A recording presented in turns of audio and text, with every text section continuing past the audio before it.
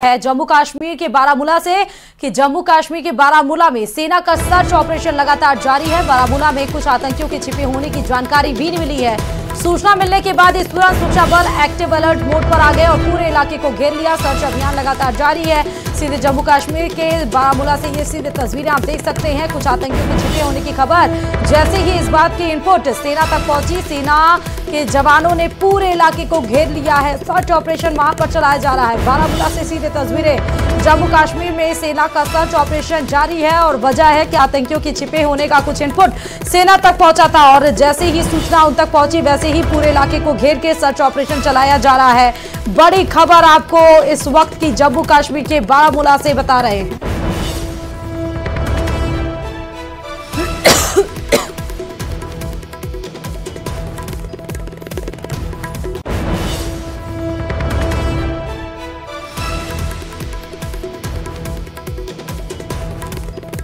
इसके पहले भी आपने देखा जिस तरह डोडा में आतंकियों के द्वारा हमला किया गया, हमारे जवान शहीद हुए। उसके बाद एक एक करके फिर चाहे कुपवाड़ा हो या जम्मू कश्मीर के रिहायशी वो इलाके जो जहां पर घने जंगल है, जहां पर वो रैकी कर लेते हैं हर एक एक चप्पा चप्पा जहां उनको मालूम होता है।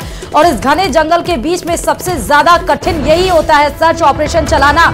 ड्रोन के जरिए भी नहीं पता लगाया पाता कि उस घने जंगल में आतंकी कहां छिपे होते हैं। लेकिन बारामूला में जैसे ये इनपुट मिला सेना के जवानों को कि कुछ आतंकी जंगल में छिपे हुए हैं, पूरे इलाके को घेर लिया गया। सर्च ऑपरेशन बारामूला में चलाया जा रहा है और आने की मांग को लेकर राजनीति थमने का नाम नहीं ले रही है। जयपुर के हवा महल से बीजेपी विधायक बाल मुकुंद आचार्य ने जनसंख्या को लेकर फिर विवादित बयान दिया। बीजेपी विधायक ने कहा कि 15 से 20 साल तक हम दो, हमारे एक और उधर 4 बेगम और 36 बच्चे की स्थिति चलती रही तो बाहर निकलना मुश्किल हो जाएगा। बाल मुकुंद आचार्य का यह बयान दौसा के लालसूर विधानसभा के समासा गांव में गौ पूजन और पौधारोपण कार्यक्रम के दौरान सामने आया है। आपको भी सुनाते हैं।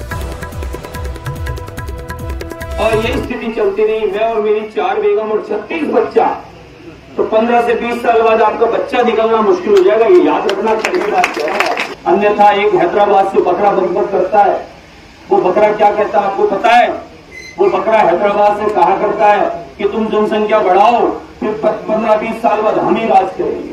फिर बात का राज करेंगे, दे ठगोरा दे लाद बाहर कर देंगे, दिमाग से निकाल देना कीड़ा।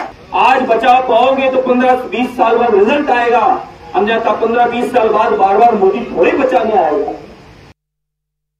राजधानी जयपुर में एक महिला को होटल में कमरा दिलाने के बहाने घर ले जाकर गैंगरेप करने वाले बदमाशों की पुलिस ने सरे बाजार परेड निकाली है।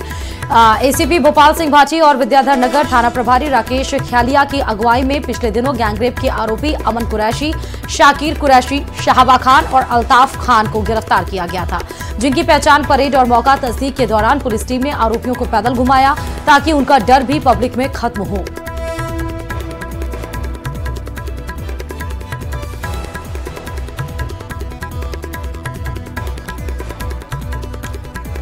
और दौसा की कोतवाली थाना पुलिस ने फर्जी क्लेम उठाने के लिए कार चोरी की झूठी कहानी रचकर वाहन को खुर्द बुर्द करने की वारदात को अंजाम देने के 3 आरोपियों को गिरफ्तार किया है। पुलिस ने आरोपियों को कब्जे से एक बाइक भी जब्त की है। कोतवाली थाना इंचार्ज हीरालाल ने बताया कि 23 जुलाई को दीपक प्रजापति निवासी रायपुर आंधी ने रिपोर्ट दर्ज कराई थी और रायपुर से कार की सर्विस करवाने व कपड़ा लेने के लिए दौसा आया था। शाम 5:30 बजे मंडी रोड पर कार खड़ी करके कपड़े लेने गया, जहां से वापस लौटने पर कार नहीं मिली तो रिपोर्ट दर्ज कराई।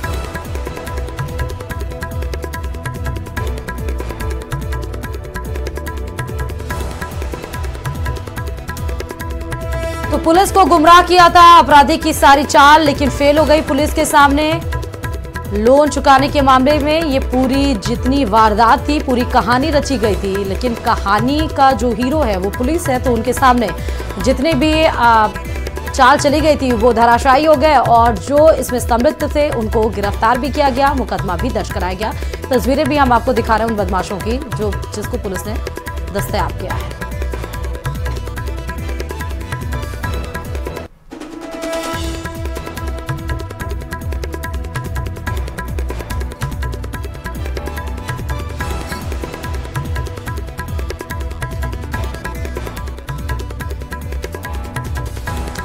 तो बोलेरो कार के लोन को चुकाने के लिए ही ये पूरी साजिश रची गई थी, लेकिन अपने ही जाल में फंस गया।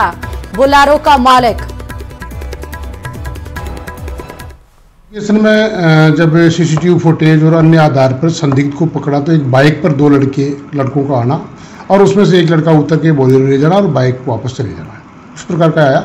उस बाइक का पहचान करके उन दोनों को जब राउंड अप करके इन्वेस्टिगेशन किया तो तथ्य सामने आया कि ये बोलेरो खुद जो सूचनाकर्ता वाहन का मालिक दीपक है उसी ने चोरी करवाई है। और इधर पाकिस्तानी महिला महविश और राजस्थानी युवक रहमान की लव स्टोरी में नया ट्विस्ट आ गया है। रहमान की पहली पत्नी फरीदा बानो ने उसके खिलाफ हनुमानगढ़ में भादरा में केस दर्ज कराया और फरीदा बानो ने रहमान पर उसे 3 तलाक देकर पाकिस्तानी लड़की से निकाह करने का केस दर्ज कराया है। इसके साथ ही उसने पति रहमान और ससुराल पक्ष पर दहेज के लिए प्रताड़ित करने का भी आरोप लगाया है।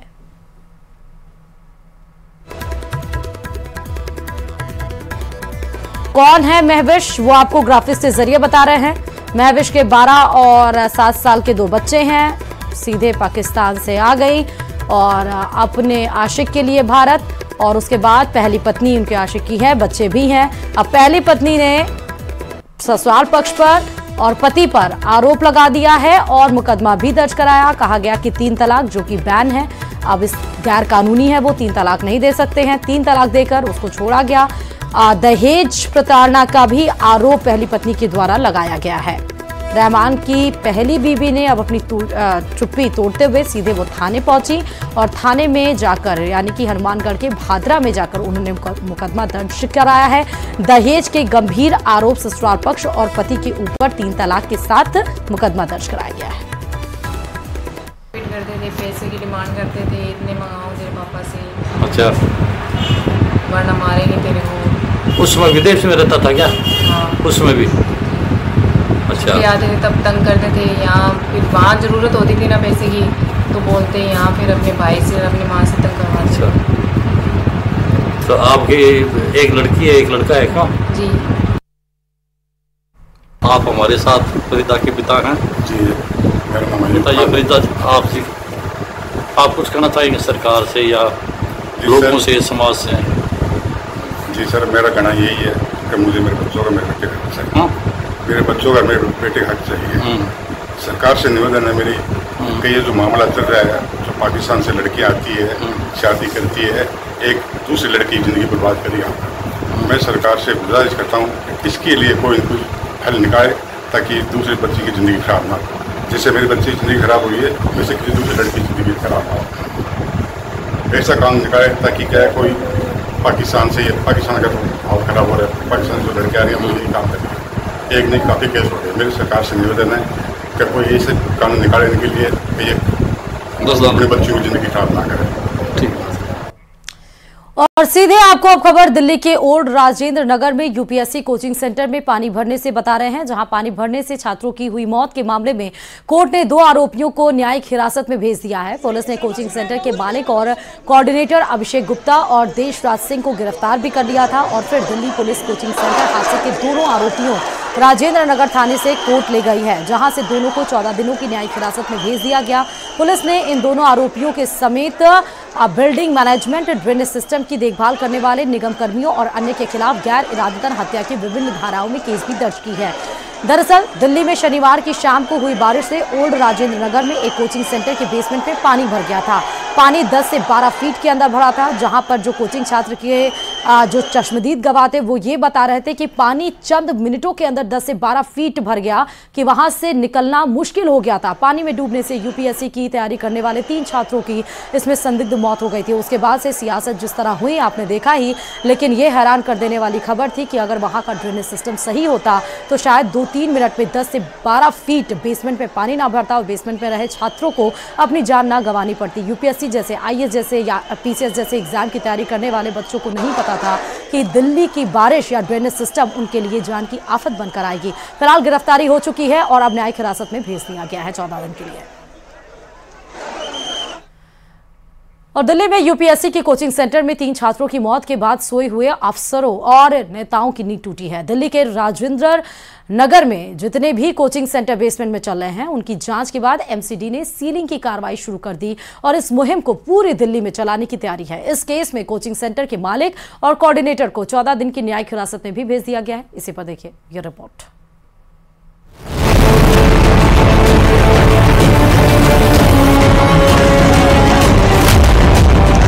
इसमें तो डायरेक्ट क्रिमिनल नेग्लिजेंस का केस बनता है और इसके लिए सरकार ने त्वरित गति से इसे जांच करने के निर्देश दे दिए गए, उसकी जांच हो रही है। ये कोई नेचुरल डिजास्टर से मौत नहीं हुई, ये मौतें मानव निर्मित त्रासदी हैं। इतनी सख्त एफआईआर होनी चाहिए और इन सबके खिलाफ एफआईआर होनी चाहिए। This is not a disaster, it is a murder.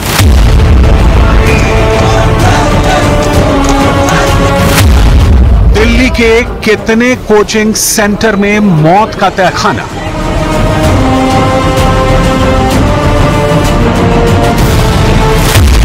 Underground death chamber में कितने कोचिंग सेंटर।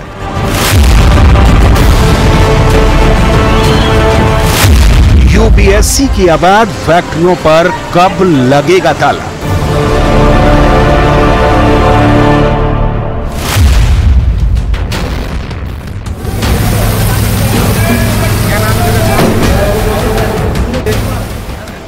बाढ़ की शक्ल में मौत यहां आई या बुलाई गई। क्या दिल्ली के ओल्ड राजेंद्र नगर के कोचिंग सेंटर में छात्रों को मौत के मुंह में धकेला गया?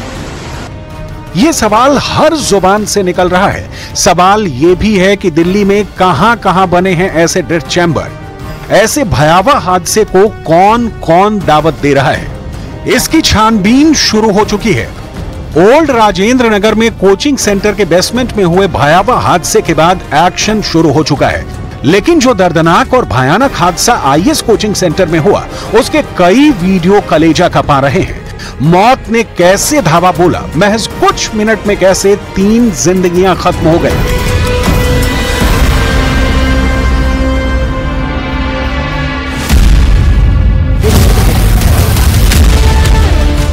क्यों कुछ मीटर की दूरी नौजवान छात्र नहीं लांघ पाए। गटर के पानी में दम घोटू मौत के दृश्य रूह कपाने वाले हैं। तस्वीर ओल्ड राजेंद्र नगर के उसी आईएस कोचिंग सेंटर के बेसमेंट की हैं, जहां 3 छात्रों की मौत हो गई। तस्वीरें उस वक्त की हैं जब बेसमेंट में पानी भरना शुरू हुआ था। घुटने तक पानी भरने के बाद ही बेसमेंट में अफरा तफरी शुरू हो गई थी। कुछ देर पहले इत्मीनान से यहां बनी लाइब्रेरी में परीक्षा की तैयारी कर रहे छात्रों को अंदाजा भी नहीं था कि मौत ने दस्तक दे दी है। देखते ही देखते बेसमेंट में जल प्रलय आ गया। मटमैले सैलाब से बेसमेंट लबालब भर गया, जिसके बाद चीख पुकार मच गई। तब शाम के करीब 7 बज रहे थे। कोचिंग के बेसमेंट में बनी लाइब्रेरी में 30 से 35 छात्र थे। बेसमेंट में बाढ़ के हालात बनते ही भगदड़ शुरू हो गई, लेकिन वहां से निकलने का एकमात्र रास्ता था। ऊपर से गंदे और मटमैले पानी के चलते कुछ दिखाई भी नहीं दे रहा था, जिससे छात्र एक एक कर बेसमेंट से बाहर निकलने की कोशिश करते रहे। इसी बीच दिल्ली अग्निशमन विभाग को जल भराव की जानकारी मिली। फोन कॉल पर मिली सूचना के बाद रेस्क्यू टीम एक्शन में आई। पुलिस और रेस्क्यू टीम ने युद्ध स्तर पर ऑपरेशन शुरू किया, लेकिन तब तक देर हो चुकी थी। जब तक बेसमेंट से 14 छात्रों को निकाला जा सका, पानी 12 फीट ऊंचे बेसमेंट की छत को छूने लगा था। हादसे का ये दूसरा वीडियो देखिए। हृदयेश चौहान नाम के चश्मदीद ने यह वीडियो शेयर कर दावा किया कि हादसे के वक्त वो भी बेसमेंट में फंसा था। हृदयेश का दावा है कि सिर्फ 10 मिनट में कोचिंग सेंटर का पूरा बेसमेंट पानी से भर गया।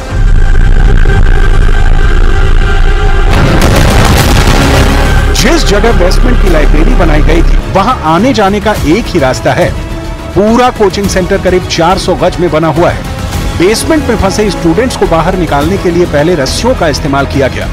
बाद में एनडीआरएफ के गोताखोरों ने रेस्क्यू शुरू किया। एनडीआरएफ, स्थानीय पुलिस और अग्निशमन विभाग की ओर से चलाए जा रहे बचाव अभियान में 14 छात्र बचाए गए। और अब बात महाराष्ट्र के नवी मुंबई की, जहां पर एक लड़की की निर्मम हत्या मामले में आज पोस्टमार्टम रिपोर्ट आ सकती है। पुलिस ने लड़की की पहचान कर ली है। लड़की का चेहरा बुरी तरह से कुचल दिया गया था ताकि पहचान ना हो पाए।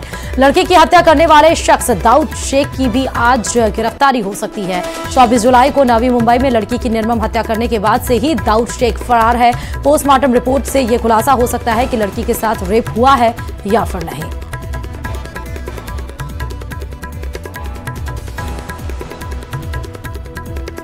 और इधर मौसम विभाग का फिर से अलर्ट जारी है। 4 जिलों में ऑरेंज अलर्ट जारी किया गया है। राजस्थान के 29 जिलों में येलो अलर्ट भी है। बांसवाड़ा, डूंगरपुर, सिरोही और उदयपुर में भी भारी बारिश की चेतावनी मौसम विभाग की तरफ से जारी की गई है। तो 4 विभागों में ऑरेंज अलर्ट है और 29 विभागों में माफ करिएगा जिलों में 29 जिलों में येलो अलर्ट मौसम विभाग की तरफ से जारी किया गया है। भारी बारिश की चेतावनी उदयपुर में दी गई है। बांसवाड़ा, डूंगरपुर, सिरोही यहां पर भी अलर्ट जारी कर दिया गया है। यानी लगातार मूसलाधार बारिश आफत बनकर तो टूट रही है। एक तरफ लोगों को राहत मिल रही है गर्मी से, तो दूसरी तरफ जिस तरह सड़कों पर जन सैलाब या बाढ़ टूटे हैं या उफान नदियां अपने उफान से ज्यादा बह रही हैं, वो जरूर लोगों के लिए परेशानी का सबब बना है। कुछ जिलों में येलो अलर्ट और कुछ जिलों में ऑरेंज अलर्ट जारी किया गया है। उत्तराखंड में भी भारी बारिश की चेतावनी है। मौसम विभाग ने आज पूरे प्रदेश के लिए बारिश का येलो अलर्ट जारी कर दिया गया है, जिसका सबसे ज्यादा असर चंपावत और नैनीताल में दिखने को अनुमान जताया जा रहा है। मौसम विभाग ने यह भी पूर्वानुमान जताया है कि बाकी जिलों के कुछ क्षेत्रों में तेज बारिश हो सकती है। पहाड़ में कई जगह बारिश ने जमकर तबाही मचाई और बारिश से कई सड़कें भी बंद हैं। तो न सिर्फ राजस्थान बल्कि उत्तराखंड में भी भारी बारिश की चेतावनी येलो अलर्ट जारी किया गया है। उत्तराखंड में येलो अलर्ट जारी किया गया है। देहरादून की तस्वीरें, पहाड़ों पर आसमानी आफत है। आईएमडी की चेतावनी भी है कि बारिश फिर से तबाही मचाने के लिए तैयार है।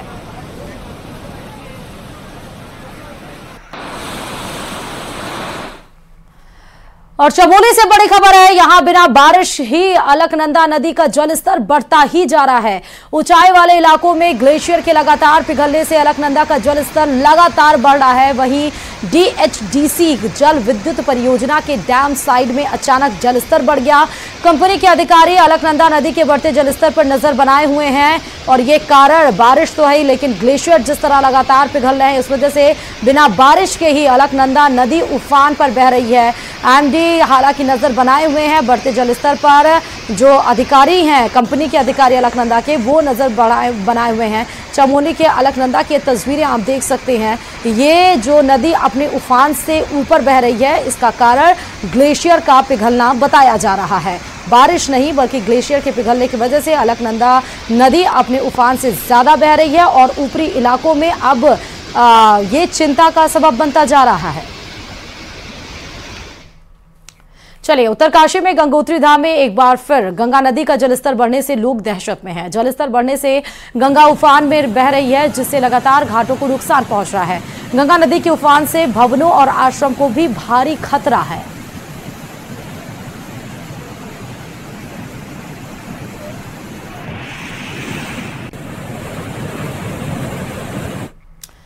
और इधर बागेश्वर में बारिश आफत बनकर बरस रही है। इस मॉनसून में सबसे ज्यादा नुकसान सड़कों के बाद आवासीय मकानों को हुआ है। पूरे जिले में अब तक 100 से ज्यादा मकान खतरे की जद में आए हैं, जिसके चलते कई लोगों को अपने घर तक छोड़ने पड़े। बारिश से कई जगह भूस्खलन का खतरा बना हुआ है। वहीं कपकोट में बारिश से ज्यादा नुकसान हुआ है।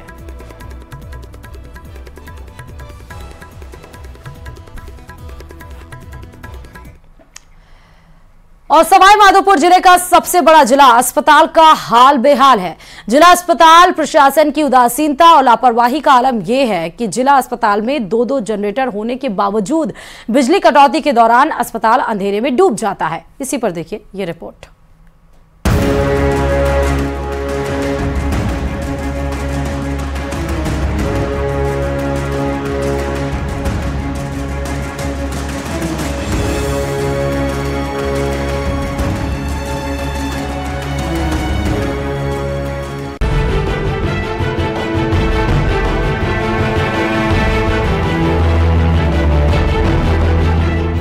अस्पताल को इलाज की जरूरत, बिजली कटौती खोल रही अस्पताल की पोल, बिजली कटौती से ठप हुआ अस्पताल में काम, 2-2 जनरेटर, फिर भी अस्पताल में अंधेरा।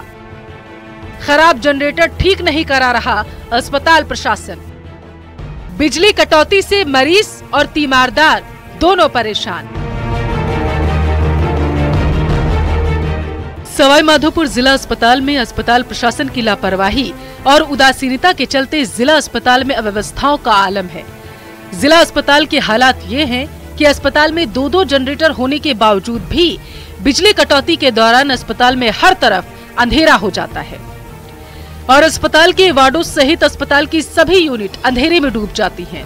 कुछ ऐसा ही नजारा रविवार को एक बार फिर से देखने को मिला, जब बिजली कटौती के चलते जिला अस्पताल की बिजली ही गुल हो गई। बिजली गुल होने के साथ ही पूरे जिला अस्पताल में अंधेरा छा गया। वार्डों सहित ट्रॉमा सेंटर, आईसीयू, जांच वेब, CT scan centre, X ray room, दवा वितरण एवं पर्ची काउंटर सहित अस्पताल की सभी यूनिट में काम ठप हो गया, जिससे मरीज और उनके तीमारदार, वहां मौजूद कर्मचारी भी परेशान दिखाई दिए। अच्छा, आपको कितने दिन हो गए यहाँ पे आए हुए? 8 बजे से लाइट जा रही है तो 10 साढ़े 10 बजे तक की कटौती है, 10:30 बजे तक आएगी। तो सामान्य चिकित्सालय में क्या लाइट का जनरेटर भी है, सभी चीजें? फिर जनरेटर है पर वो क्या खराब हो गया, खराब होने के कारण नहीं आ रही। इस मामले में जिला अस्पताल के कार्यवाहक पीएमओ डॉक्टर अकरम का कहना है कि जल्द ही अस्पताल में एक मोबाइल जनरेटर की व्यवस्था की जाएगी और अस्पताल में बिजली की अलग से लाइन के प्रयास किए जा रहे हैं। सामान्य चिकित्सालय एक ऐसा जगह है जो कि बहुत महत्वपूर्ण स्थान है। यहाँ पर बहुत सारे गंभीर रोगी जो है विभिन्न मशीनों पर रहते हैं, तो उन मशीनों के लिए निरंतर बिजली की सप्लाई की आवश्यकता है। यदि जो हॉस्पिटल के लिए एक अलग से ऐसी सेपरेट लाइन जो है बिजली विभाग से दी जाए, जिसमें कि बिजली जो है कटे नहीं उसकी आपूर्ति, वो एक उपाय है। दूसरा उपाय ये है कि एक मोबाइल जनरेटर, उसका हम अभी इस समस्या को देखते हुए सोच रहे हैं। उच्च अधिकारियों से हम RMR की मीटिंग में इस बात को लेकर वार्ता करेंगे कि एक मोबाइल जनरेटर हमारे चिकित्सालय को उपलब्ध कराया जाए। भले ही अस्पताल प्रशासन दावा कर रहा हो कि जल्द ही मोबाइल जनरेटर की व्यवस्था कर दी जाएगी, लेकिन बड़ी बात यह है कि अस्पताल में 2-2 जनरेटर होने के बावजूद भी उन्हें ठीक कराने की जहमत कोई नहीं उठा रहा। ऐसे में बिजली सप्लाई नहीं होने से कई मशीनरी भी बंद हो जाती है, जिससे गंभीर मरीजों की जान पर खतरा पड़ सकता है। सवाई माधोपुर से गिरिराज शर्मा की रिपोर्ट।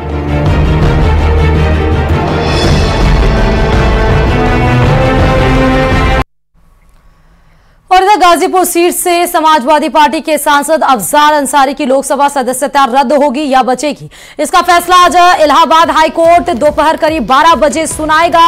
दरअसल अफजाल अंसारी को पिछले साल गैंगस्टर मामले में मिली 4 साल की सजा से जुड़ी याचिकाओं पर इलाहाबाद हाई कोर्ट अपना फैसला सुनाने वाला है और इस मामले में जस्टिस संजय कुमार सिंह की सिंगल बेंच फैसला सुनाएगी। बता दें कि अफजाल अंसारी के केस में सुनवाई पूरी होने के बाद हाई कोर्ट ने 4 जुलाई को अपना जजमेंट रिजर्व कर लिया था। अफजाल अंसारी को अगर हाई कोर्ट से राहत नहीं मिलती है और गैंगस्टर मामले में मिली सजा रद्द नहीं होती है तो उनकी लोकसभा की सदस्यता निरस्त हो जाएगी।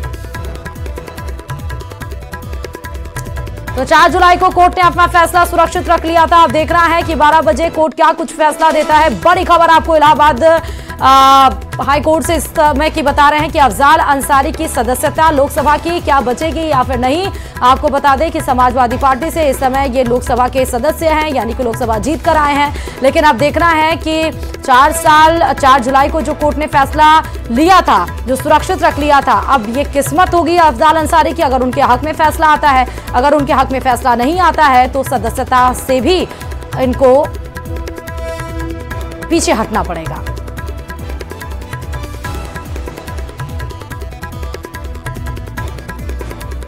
और एक और खबर उत्तर प्रदेश से है, जहां उत्तर प्रदेश से बुलाकर झुंझुनू में लूट करने के मामले में एक और आरोपी गिरफ्तार हुआ। दरअसल यूपी के 2 लोगों ने रिपोर्ट दर्ज कराई थी। घटना 20 जुलाई की है। आरोपियों ने डिजिटल डॉलर देने के नाम पर यूपी से झुंझुनू बुलाया और फिर सुनसान जगह पर पीड़ितों को घेरकर 15 लाख रुपए लूट लिए। मामले में एक आरोपी को पहले ही गिरफ्तार किया जा चुका है। वहीं पुलिस ने लूट की रकम में से 2.5 लाख रुपए भी बरामद कर लिए हैं। 7/24 को डिजिटल डॉलर देने के लिए आतिल हुसैन व साहिब को फोन करके बुलाया गया झुंझुनू। यहाँ अगरसेन सर्किल पे बुलाने के बाद में एक स्कूटी उसके आगे आगे चली, वह सनशाइन होटल से थोड़ा दूर ले जाके उनकी गाड़ी रोक दी। तमाम खबरों के साथ मारो राजस्थान में फिलहाल अभी के लिए इतना ही, और आप देख रहे हैं प्रदेश का नंबर 1 न्यूज चैनल, और आगे देखिए हमारा खास कार्यक्रम गोरबंद।